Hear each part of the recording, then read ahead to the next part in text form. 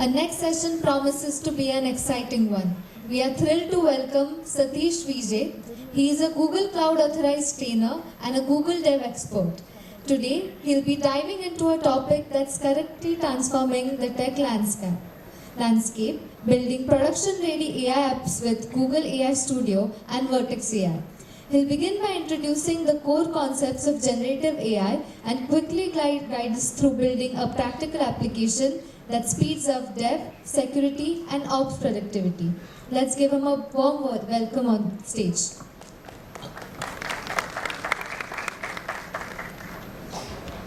Good evening, everybody. All right. So today I'm going to talk to you about what everybody else is talking to you about, LLMs. But I'm going to get a little, go a little ass backwards and go into the very beginnings of the LLM. Okay, what it is, how it is, and really what is a core understanding of it that will help you build apps of your own. And I'm going to take you through this journey through an app that I built. Okay. A few things about me. I met a bunch of people here who came up and told me that they've got a few of the Google certifications going through my channel and some of the other work that I've done. I'm really grateful for each of you who've come up and talked to me and told me that it has helped you. So I do a bunch of work in and around Google Cloud. I've got all the certifications. Today I write some of the questions on the Google side, and I do some other work for some of the newer technologies on Google. If by the end of today you've taken this website and you've gone and tried it out, it will give you a good idea of what I've built, how it works, how it is something productive for you. So go there to gencommand.com, try out a few searches.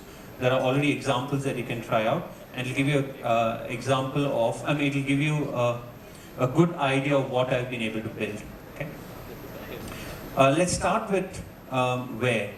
So in 2023, what Aryan and I were just discussing, there was a sprint within the Google GDs or the Google Developer Experts where they gave us a bunch of credits and said, okay, we're giving you credits to go try out generative AI, go build something, whatever you want, go build it.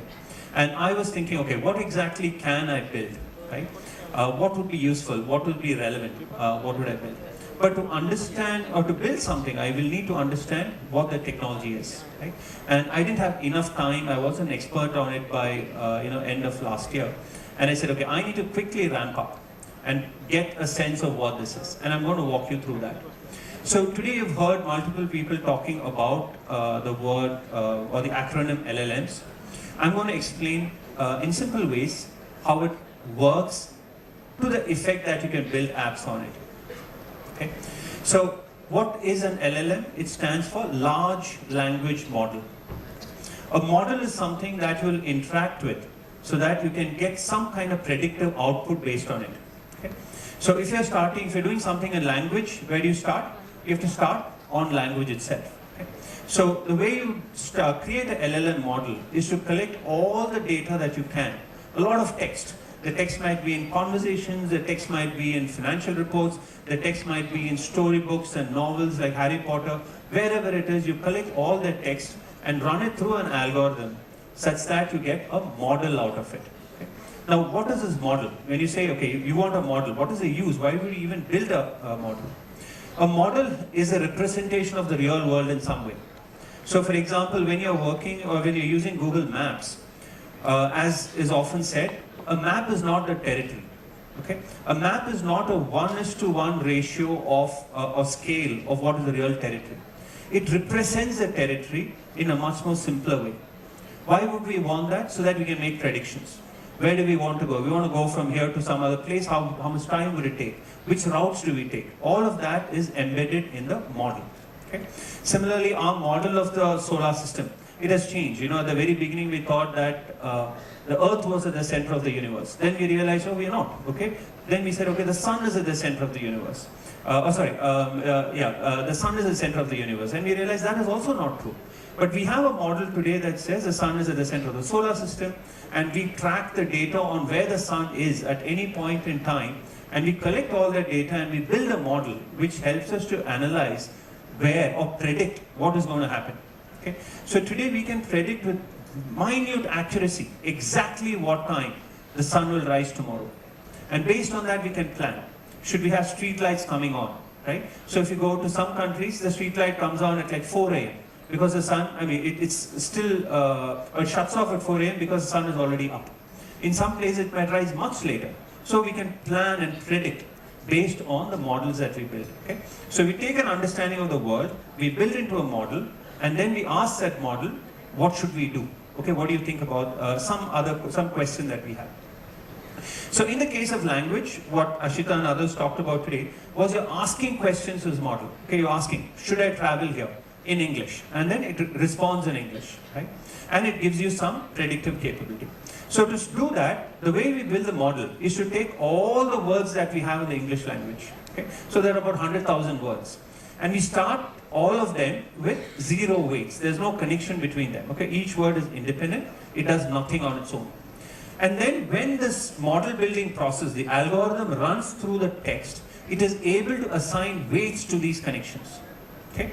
So the first time it says, okay, it reads a news article, it processes a reads article that says, in Paris, France's capital, the president said, it sees these words, right? It sees Paris, France, capital, and says, okay, there seems to be some connection here.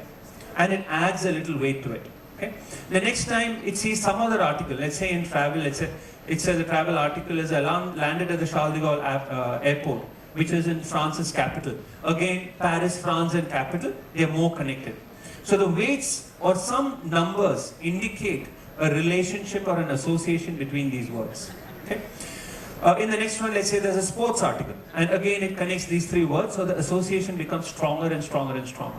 So as this model building process continues, these weights then show the relationship between these, the associations between them.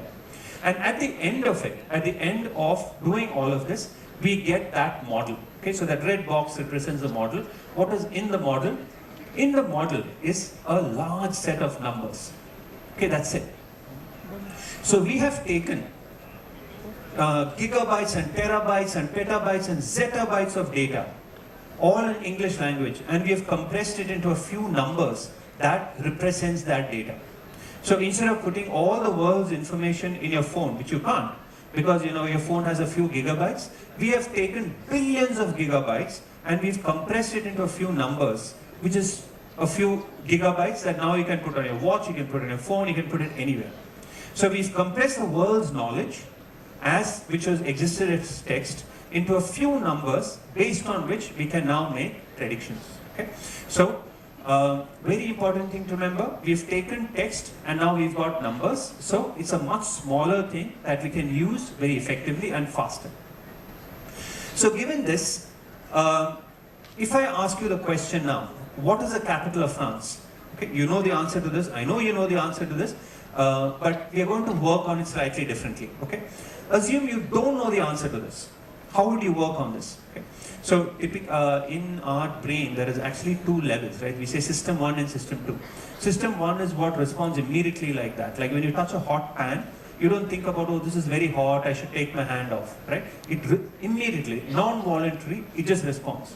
Then there's system 2, which is the frontal lobe, which is where you do thinking. So if I ask you a question now, for example, like what is the capital of Australia? Right? What's the first answer that comes to your mind? What is the capital of Australia? Okay. There are a few cities that probably in your mind, I heard a right answer somewhere, but I'm sure many of you are thinking Sydney. Right? At least a few of you are thinking Sydney. It's not the right answer. Okay. So this is something that then gets processed. Now that you immediately responded with Sydney, which was probably your system 1. In system 2, you're thinking about, okay, what are the cities? Given that I've told you it's not Sydney, what other cities are there? Okay? So you do the processing now. You're thinking, okay, what cities do I know? Where do they play cricket? There's a stadium in Perth, there's a stadium in Adelaide, there's a stadium in Melbourne. Is it any of these states? Is it any of these cities? So then you've listed them and now you're trying to analyze and see which is the probable answer. Okay? So I want you to go through that process in trying to answer this question now. Okay? So I'm manually putting you through that. In answering this question, what the LLM does is to take the first part, okay, in what is called the prompt. So when you ask ChatGPT or Gemini what is some question, that is a prompt. Okay. Incidentally, at this point, this is also what is called the context. Now the prompt remains the same, the context is going to change, and I'm going to show you how. So you ask a question. Now what is happening? Remember, we've already built a model which represents the data as a bunch of numbers, right? So a huge matrix. Let me just go back to that one step. Each column here represents one word, okay? And there are about 176 different such numbers that represent each word, okay?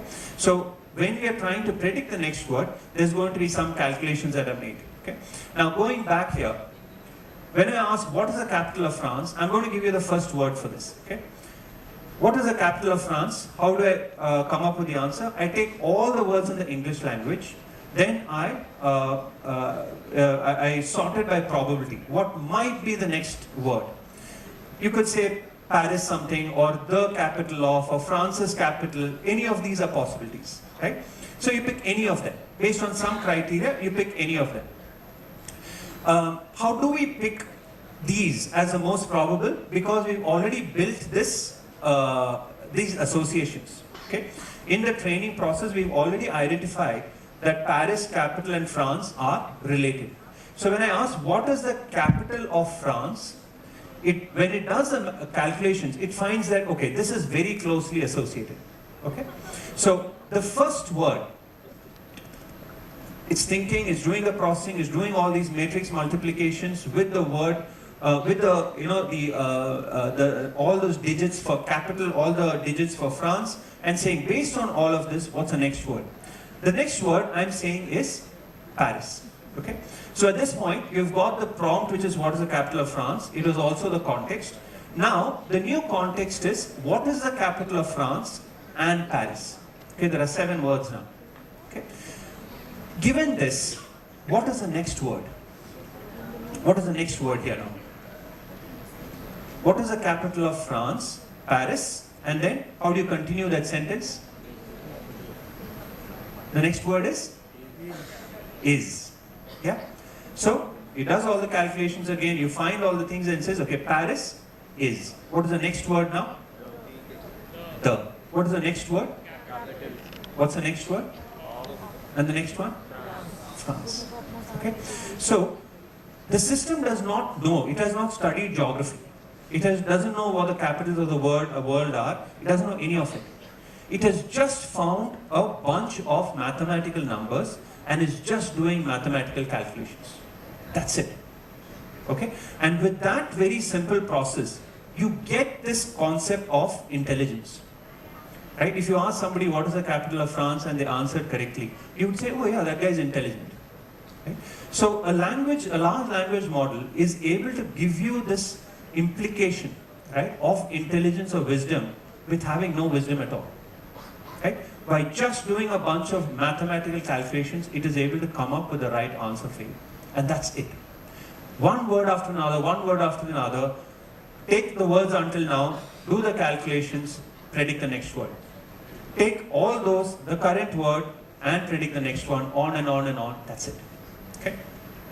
Now, interestingly, you can do this for any language. Okay? So if I train the system, and I had a model that is able to do poetry, and I said, roses are red. This is my prompt so far, which is also the context. What will be the next word? Violets. Next word? R. Next word? So on and so forth. Okay? If I did the same thing with code, and if I said, okay, I already have for where I equal to 0, what is the next character? What is the next character? It is semicolon. And then after that, a comparison operator. Then a increment operator, and then the brace and all of that, right? So for any language, if you give it enough training data, and you apply this process over and over again, predict word by word, you are able to put it to use, and it gives you this idea that it is knowledgeable and sensible and has wisdom. Okay? It's that simple a process. Now, the underlying technology is a little more complex, I won't get into that, but given this knowledge now, can we build something that is useful for me? Okay. So as part of this, because I work on Google Cloud, you're working on the command line a lot, and you're working like, I'm on my prompt on my machine, but I'm working with a virtual machine that is there in Tokyo or Mumbai or Delhi or Iowa or New York or something, right? And you're remotely connecting to it. And you don't often have a user interface. What you do is you have command line. And if you do like basic Unix, you're going to have a bunch of about 100 commands, right? And then if you get into Google Cloud, if you know, is about 200, 250 products altogether. It has Kubernetes as a part of it. It includes, you need to know Docker, you need to know networking and compute and all of that, right? So if I want to add a network in Google Cloud, the way you do it is G-Cloud, compute, network, create, and then more and more parameters. So you need to know about 200 different commands and subcommands to be able to be very productive on Google Cloud. And then if you get into the CNCF, that who takes care of Kubernetes and Docker and Istio and all of that, every single one of them also has a command line, right? Now, do I care to remember all these commands? I just don't care, right? It is not useful for me. I don't want to cloud, dump all that information in my head. It's worthless, right?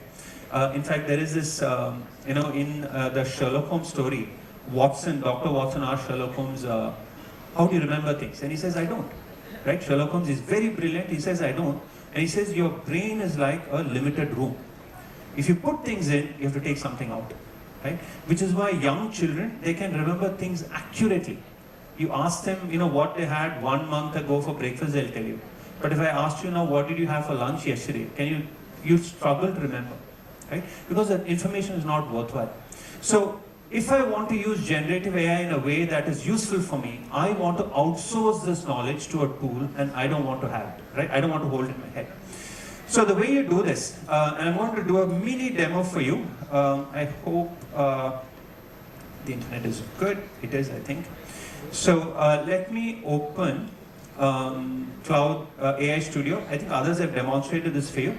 It's the same thing I'm walking you through, where Google has this free tool where you can go run these commands. Okay? So what do I want to do? I have an idea that I want to have commands generated for me. Okay? How do I test it out?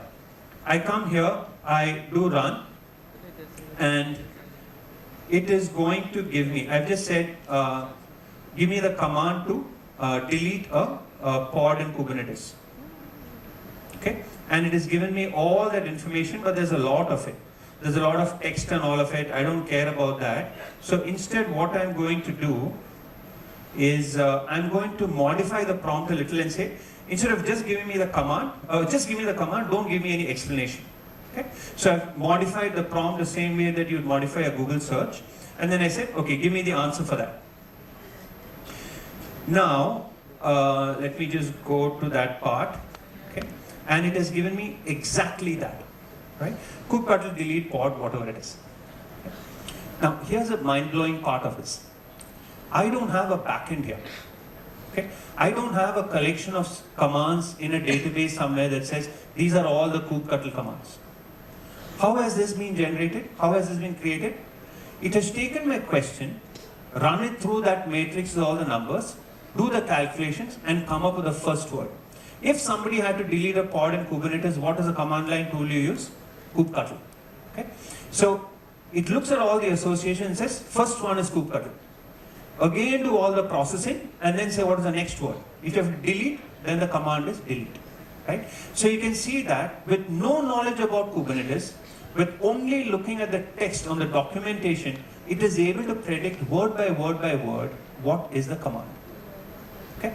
And here's the other part of it. How much time did it take for me to go from the idea that I want to do this to a proof of concept that it will work? A few seconds. I put the command in there, I put the text in there, I've got my answer.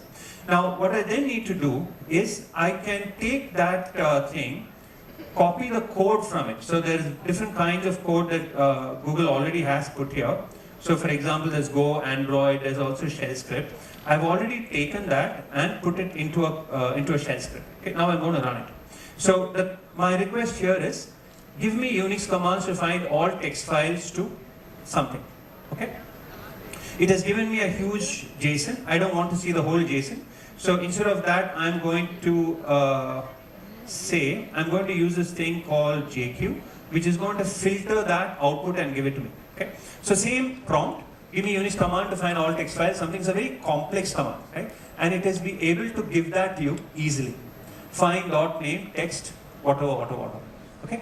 Again, going from idea to a proof of concept, a few seconds. Going from a proof of concept to an actual working code, how much time did it take me? Couple of minutes. Okay, that is it. So we are able to very quickly be productive in these apps.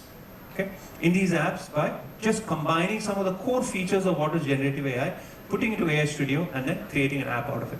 Now I'm going to demo this for you. This is running live. Okay, so I'm asking Gen command the same thing. How do I find text files that contain the word hello? And since there is, it is still getting, the first time it runs, it's a little warmed up, so it'll take a little time. But each of them, I've also put a 5-second delay, just so that you can see it. Okay, so there's a 5-second delay for each one. Otherwise, it's very fast. So you're able to put in, okay, which model you want. Do you want to use the default, or do you want to use Gemini Pro? You can do this for anything. I can run it for G Cloud, I can run it for AWS, I can run it for Azure. It just works. Why? Because Google's Gemini has already indexed, or rather it has trained on all the data to be able to respond to any question and predict what? One word after another. That's it. Okay? And it's able to do that not only in all these cloud tools. You'll see that it works for French, it works for Spanish, it works for most of the languages now, where if you ask a question, you can get any answer that you want. Okay? So in implementing this as part of the hackathon, when I just started working on it for my own, I saw my productivity boost considerably. Because now I don't have to remember the commands, right? I just say in English, hey, this is what I want. It gives me the command, I copy paste, and then I'm done. So when you're working with so many different tools, it just becomes way more productive to be doing it in things like generative AI. Okay? I'm just going to wait for one more example where it shows me in. So this is in French. Yeah. Je ne comment je veux ajouter un utilisateur à un group. How do I add a user to a group? When I put this tool up, somebody else was running this. Okay, so I saw this. Others were doing it. Buscar Archivos and Palke, somebody in Spain or South America were running this commands. That's how I realized it actually even works for Spanish. Okay. So very quickly, we are therefore able to go from a proof of concept to working code, and it works very, very, very powerfully. Okay? So, of course, go try this out. There is some information already. All of this is what I demoed. I've just got slides in case the internet didn't work, but that's all fine. I went and made it a little bigger, and you can go try it out on gencommand.com. Okay? The important thing, again, is not so much this particular tool. It's about the idea of what this, how it was built. Okay? How does it work? How does it predict word by word? And what use cases do you have in your life, right? In the kind of work that you do, the kind of tools that you want to build, where you can apply that knowledge, quickly try it out, and build a tool. So this whole thing took me like hours to build, including trying to understand how it does. Okay. With that, I'll wrap up. This is me. Do connect. Do try out the tool also. Let me know your feedback. It's completely free, and I guarantee you that it is going to improve your productivity. All right. Thank you, and have a good rest of the day. Thank you so much, Satish, for that insightful and highly practical session. We hope everyone is walking away with new knowledge and ideas on how to implement AI in their own projects. So, I would like to call Antariksh Gupta on stage to felicitate Sathish VJ.